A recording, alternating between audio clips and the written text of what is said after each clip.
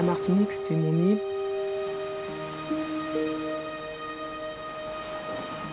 C'est là où j'ai grandi. C'est mon cocon, c'est l'endroit où je me ressource. La Martinique, c'est chez moi.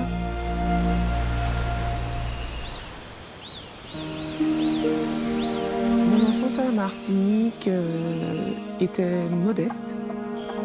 Je viens d'une petite commune. On ne roulait pas du tout sur l'or, ce qui m'a justement permis de bien comprendre la valeur des choses, de la vie. J'ai grandi avec mon père et ma grand-mère. Ma mère, c'est une personne qui est tombée malade assez tôt. Donc, elle n'est plus de ce monde aujourd'hui non plus. Je ne grandis pas avec elle. Donc, ma grand-mère était mon modèle maternel.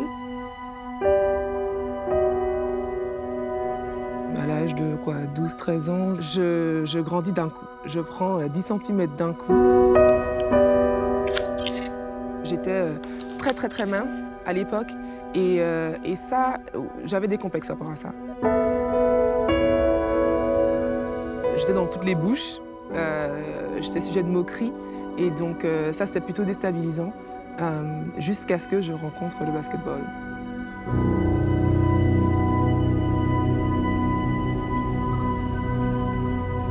Alors que là, voilà, j'ai entraînement le mercredi, entraînement le samedi avec mon entraîneur, mes copines et tout, donc c'était vraiment cool.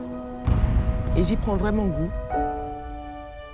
Je n'avais pas conscience de quelques difficultés que ce soit par rapport à un futur professionnel. La rigueur m'est venue avec mon père, c'est vrai qu'il était quand même assez discipliné. Si vous pouvez étoffer votre bagage, basket, partez à l'étranger.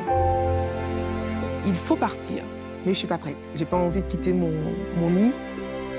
L'idée de l'internat en soi, pour moi, c'était très compliqué aussi, parce que je sais que c'est ce qu'il faudrait par rapport au basket, mais j'ai pas envie de partir parce que je veux pas quitter ma famille.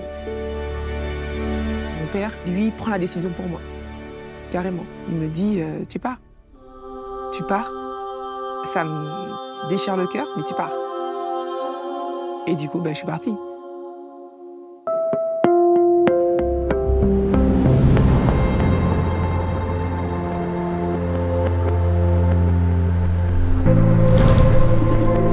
Je pars en France à 14 ans. J'ai pas forcément pu acheter des vêtements.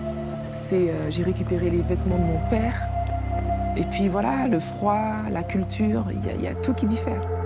Donc à Toulouse, j'ai un coup de blues qui se transforme en dépression. J'avais pas envie d'être seule à ce moment-là. J'avais pas envie de ne plus voir le seul parent qui me restait, mon père. J'avais plus envie de plus voir mes 2 sœurs. Et c'est fou parce que j'ai la faculté de toujours avoir un visage plutôt serein, plutôt confiant, plutôt en contrôle de tout. Mais au fond, je peux être anéantie, quoi. Personne ne voyait que le soir, je pleurais dans mon lit. Jusqu'au moment où, je me dis, je peux pas rester dans le silence. Il faut que j'en parle. Et je choisis la seule personne en qui j'avais remis tout espoir pour un retour en Martinique. Et ce jour-là, j'appelle ma grand-mère, qui s'appelle Gabou, et je lui explique, j'en peux plus, je veux rentrer chez moi, prends-moi un billet, je pars demain. Et là, mais d'une voix ferme, elle me dit non. Elle me dit non. Tu restes là. Tu as commencé quelque chose, tu vas au bout. Donc lorsqu'elle me dit ça, je suis choquée. Je suis choquée. Je suis choquée. Mais en même temps, c'est vrai que c'est l'émotion de joie qui a dominé. Et du coup, c'est ce qui m'a donné aussi la force de continuer. Franchement, c'est un enseignement qui me suit encore aujourd'hui. Alors, peu importe le résultat, mais je vais au bout. À partir du moment où j'ai quitté mon nid, je garde la même détermination, avec une seule idée en tête, devenir pro.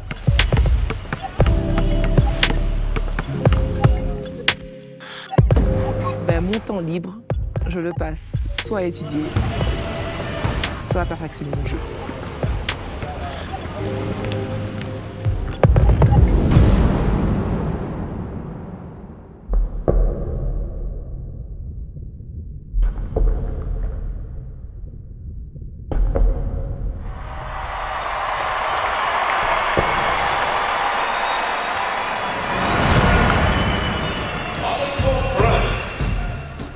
Hello and welcome to the FIBA Women's Eurobasket. France taking on Russia. 2009, alors quoi dire? C'est vrai que nous ne sommes pas attendus avec l'équipe de France sur ce championnat d'Europe-là à Riga, puisque en 2007, on fait un gros flop, on finit 10e du championnat d'Europe en Italie. On arrive en finale et j'étais très jeune.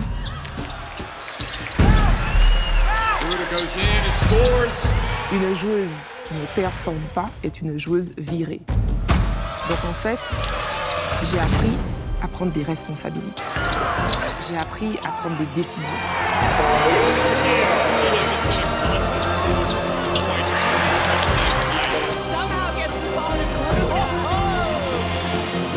Et on décroche le titre.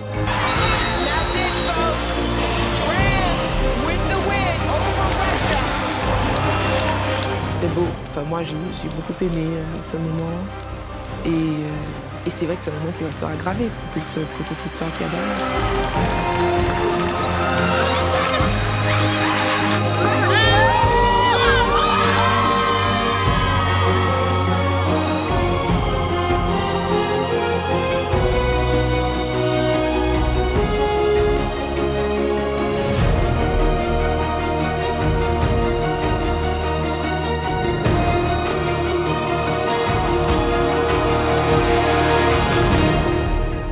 J'ai perdu des finales, j'en ai gagné d'autres.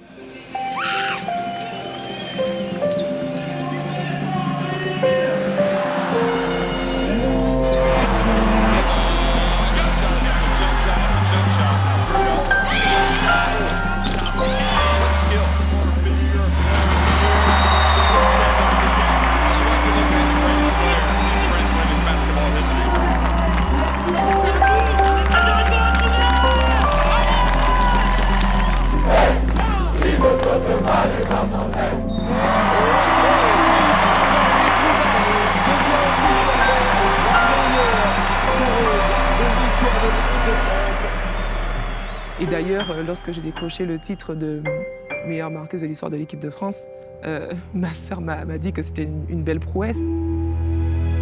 Ni ma famille, ni moi ne pensions que j'aurais fait cette carrière-là.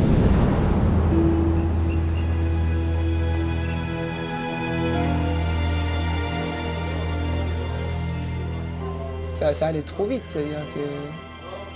Ouais. Mais c'était une belle période, je pense que c'est surtout impressionnant. C'est vrai, mais bon... Et pourtant, au final, ça s'est bien passé. Peut-être qu'avec une vie culturelle, sociale trop riche, j'aurais peut-être pas été aussi concentrée sur le basket. Je me suis déconnectée de beaucoup.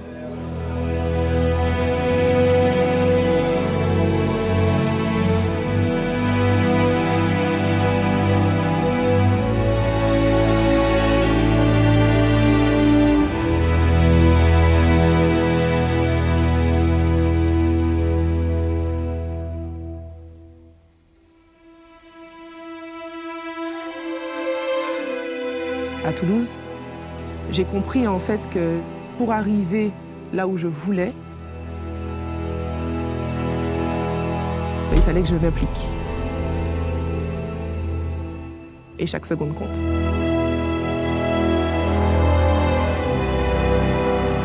Titre ou pas titre, la Martinique est là. La Martinique m'habite quotidiennement.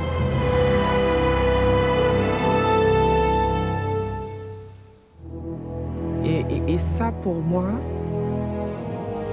c'est beau, ça m'émeut, quoi, limite. Ça donne du sens à tout ce que j'ai pu faire.